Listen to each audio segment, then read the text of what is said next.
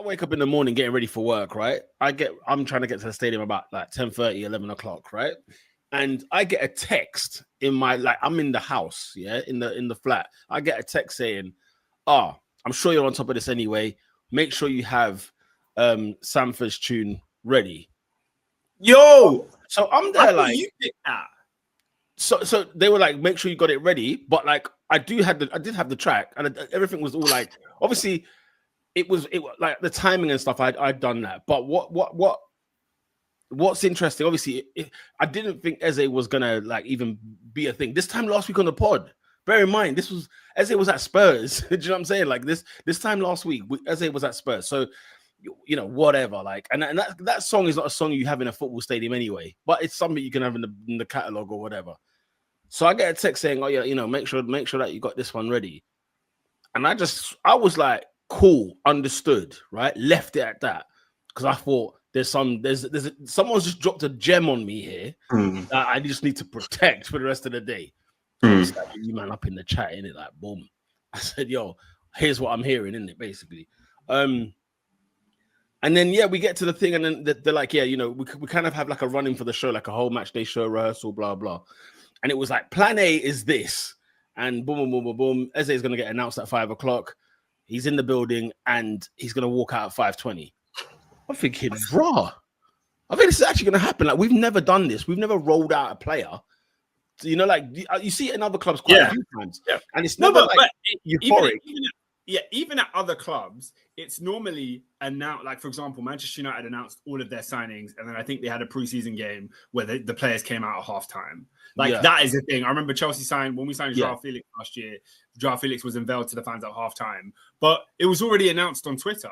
So everybody knew it was official by the club. This was particularly interesting because the first time we had an official announcement from Arsenal, he was there in the shirt on the pitch, which I think was fantastic considering we live in an era where everything is online. And I think even for you, Peter, like you don't seem to be as tapped into football Twitter as much as you used to be. So even the day of like, Ornstein, here we go. Ornstein Bomber. Here we go.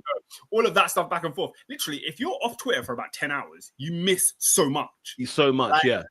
Because you're right, because there'll be times if I've got quiet time or whatever, I will go on Twitter just to see what took place in the last 24 hours. And you're right, you miss a load of things. Like, you can't really catch up with it. But anyway, so, you know, 5 o'clock, Arsenal put it out. The video's already done. And then like, you know, like... So Arsenal put it out before the game? So, no, at 5... so before the game, because obviously come out before the game. But at 5 o'clock, it was the video for him welcoming him to Arsenal. 5:15, 5:20, he walks out in the Emirates Stadium. That's so bear in mind, if you're a fan in the stadium, you're kind of, and you know how stadium Wi-Fi's are, like, you're kind of getting information. You kind of know. Like, wait, Arsenal put this out. Have they put this out? Have they really put this out? We then put the video out, bang, in the stadium, and like the stadium can't believe it. They're like, wait, no, this can't be right. We warned the fans. We were like, guys, get in your seats. By 5:15, something special is going to happen. That's gotta be Kane. That's gotta be Kane. Exactly that. Right.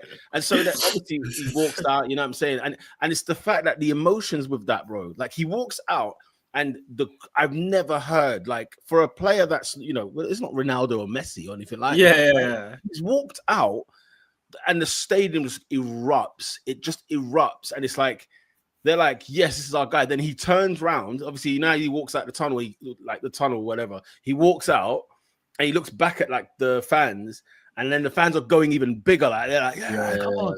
And he just can't believe it. He's shaking his head. He's like flipping. Like, this is mad. Like, he felt like one of us if we were playing for our beloved team kind of thing. We walk out and the fans are giving it stacks.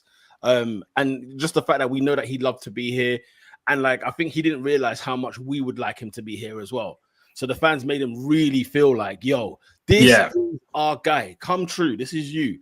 And then obviously when he walked back, and it was like towards the end, I was sort of doing the whole thing of like, you know, give it up one more time, blah, blah, number 10, blah, blah, blah. And so the crowd was like, yeah, lifted. And then I just hit that tune straight there at the biting point of the chorus and stuff like that, just to make sure he heard that. And as soon as he heard it, it was like he pointed to the sky, and I was like, yeah. I was like, this is so sick. The fact that he visibly reacted to the song being played, pointing up to the sky, that was pretty sick. Yeah. But another quick nerdy question on this, yeah. Were you told how to say his name? So check this. I've gone to the PR department, like the comms team. Yeah. And I said, guys, let me ask you this. I know at Palace he was referred to as Eberechi Eze. I know that when it came to his like Premier League pronunciations, he would say Ebere as well. I've seen post stuff from like, you know, when he was at QPR, Palace, he said Eberechi, or he would say everything else.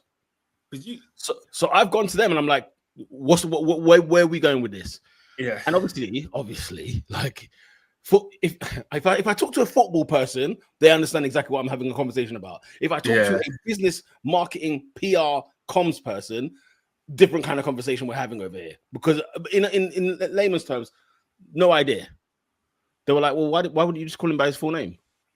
That's his full name. His name is Eberechi Eze. That's his but he's been going by Eberechi Eze for time. And I'm there like, okay, let me explain it again. He does this on Palace and he does this in the Premier League production. What are we going with? When I heard you say Eberechi, I would have gone with the Premier League production. The thing is, so I can't necessarily just go on my own accord. Do you know what I'm saying? Because I know you have to ask, but I'm saying if you're asking which one to go for, the guy pronounced on the Premier League exactly program. 100%. And I was telling everybody, I get that his name says this, but he actually calls himself this. It's like Rodri is actually called Rodrigo, and he's got Rodrigo on the back of his shirt, and he still is called Rodri, right?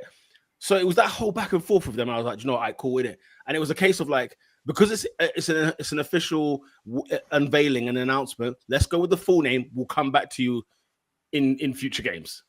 Like, have you seen Koke's government name? No. What is it? It's like Resurrection. Yeah.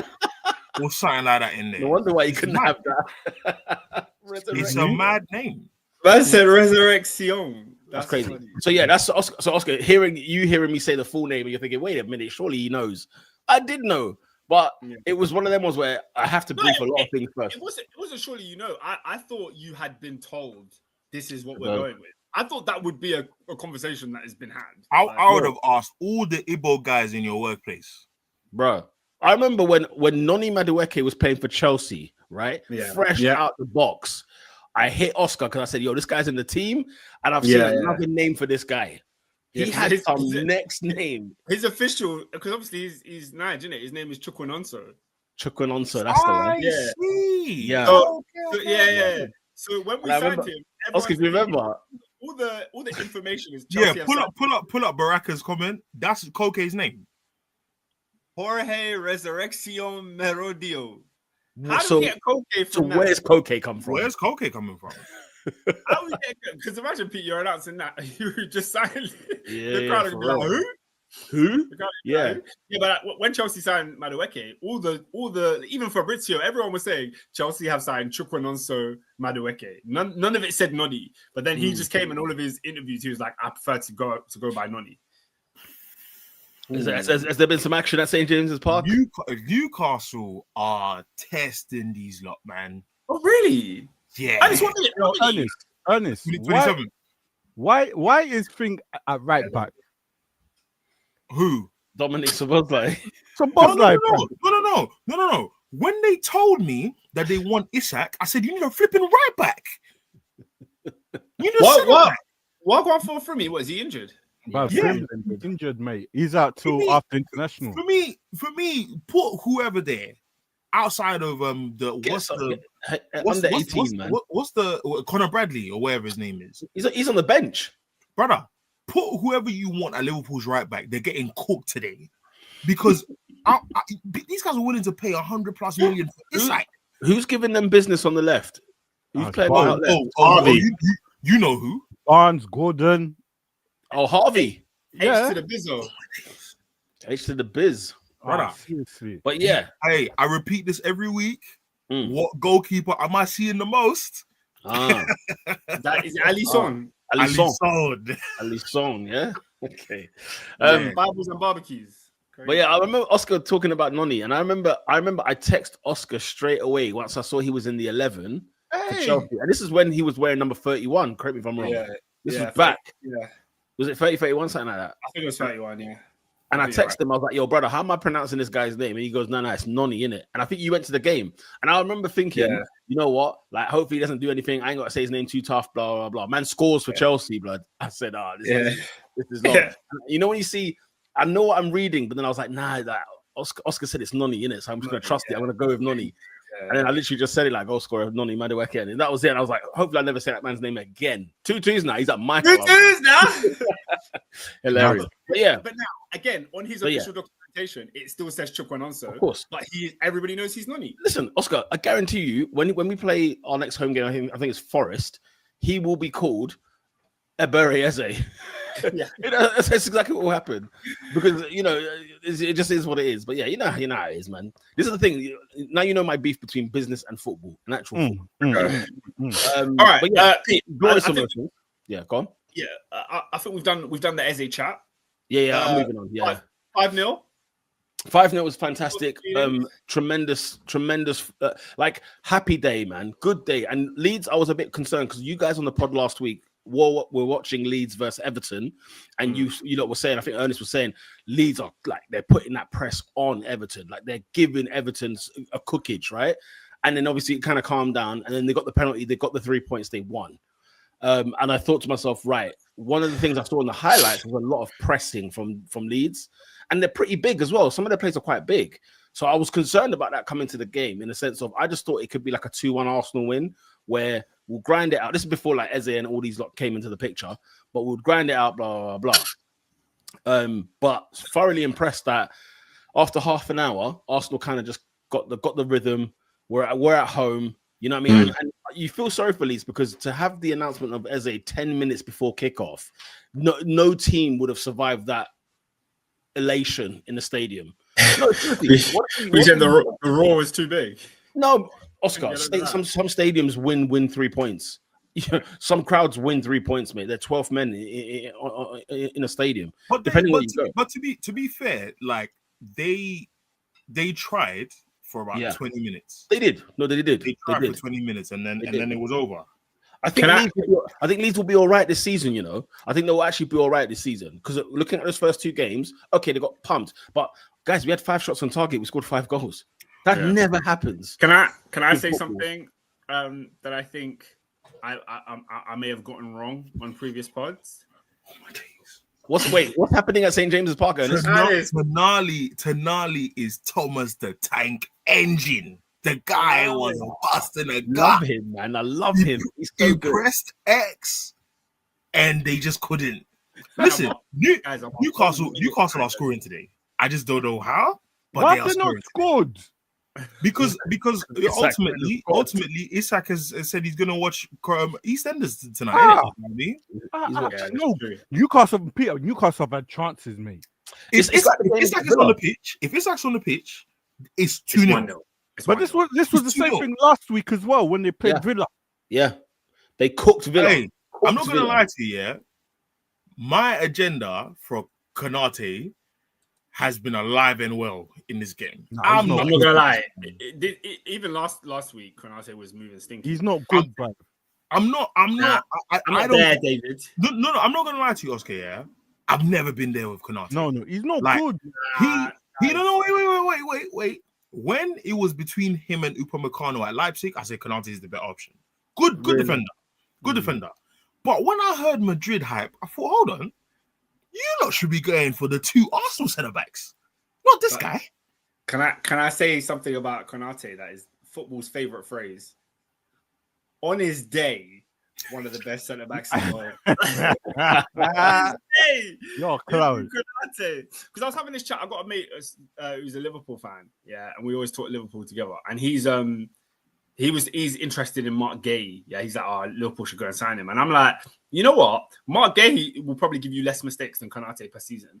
But the height of Konate, I don't think Gay can reach. I think Konate at his best is he's a top tier centre back. But I agree with you. He's been moving Higgy the last couple of weeks. I've just never been he should go to Real Madrid type of fan of him. Nah, he needs. It's never been that for me. Do it at Merseyside. Do it at Merseyside. He gives me the vibe of like he's got a groin injury. The way he's playing, there's a groin injury there, so he can't quite turn on a spin. He can't quite shift and can't drive. Can't you know what I mean? He's worried in about the wrong position. Do you know what it is? Yeah, Go on. they've given him too much instruction. Just defend. He's giving that vibe. Leave Van Dijk to conduct, and if you can't take too much instruction, you can't go to Madrid. I don't know about that business of going to Madrid. He's not signing his new contract, so he wants to go to Madrid. But when has Madrid ever been the fountain of great defenders? Like, it's not even like that means you're. But the point is, if oh my god, What's happening? What's happening? No, Talk to us. No, guys, I thought the ball went out. Ryan Gravenberch. Has he scored? Brother. The ball looked... when you guys watch this goal, you'll think it went out. Hey, man's posted in a corner. Do you know what it is? The ball went in the corner. In the corner. Liverpool, man. How Liverpool stink it up and No, send guys. you 1-0 up? The ball went in the corner, bro. Right onto the post. You know that fever. You know that fever. Of Share. That come off Share. Mate. Yeah. It's a bit long. Yeah. Nobody's saving that. Nobody's saving goal. that. It's a long Nobody's saving that. What a goal. Oh my gosh. He tucked that one in the corner. No, that was in the corner. Bruv, that ball was Dizzy Rascal. They're in the sanctuary, bro. Like, Do you know what I find interesting? It rolled along the floor. It rolled, blood. Keeper couldn't do nothing. He thought he was going out. Nothing. It just rolled down the corner. For those listening, Liverpool are 1-0 up. Ryan Gravenberch with a strike from outside the box. Interesting. Newcastle generally having the better of play there, but posting in. Hey, Peter, bruv, talk to me about Saka, mate. Wagwan. Wait, before we get there, Sam Lewis is in the comments. He says, we're on for another season of Arsenal emptying stadiums like they did in 2022, 2023. Pete. Well, I'm waiting for when you lot come to London Stadium, mate. Nice, easy shit for me, mate. Nice. The thing is, I think we got West Ham home first. By the time we go to London Stadium, we got a new manager, mate. It's a new West Ham by the time we play them. Look, I'm so delighted to see. Timber scoring goals. Happy days. We'll take that. He played really well. Got the assist as well. But his defending, Rolls Royce. Arsenal's defending was good. He's been one of the best signings, I think, under Arteta. Probably, if you're to rank the top three, that's a Madrid player. That's a real Madrid player. Yeah, superb from Timber. Glock 9. You know what I'm saying? Glock 9 he's off the mark, and the way he took his goal. I was like, do you know what he gives me? He reminds me of a bit. I'm getting the Lukaku kind of vibe where he's big in stature, he's still quick, he's still rapid, he can bully any defender, and these lessons he's getting, like at Old Trafford, he got that lesson with Man United's defense. He's getting that lesson as well with Leeds because there's a couple of them. Pascal Struijk flipping out mounted, going head to head with him. And as the season goes on, in the middle of his name. As the season goes on, Gyökeres is going to get fitter. He's going to get, bigger. I'm not going to lie. I wasn't feeling that goal, man.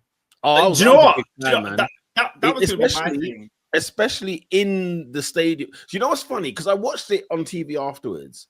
I don't know what it is, guys. It's something is weird about watching something live and watching it again on TV and why it looks different.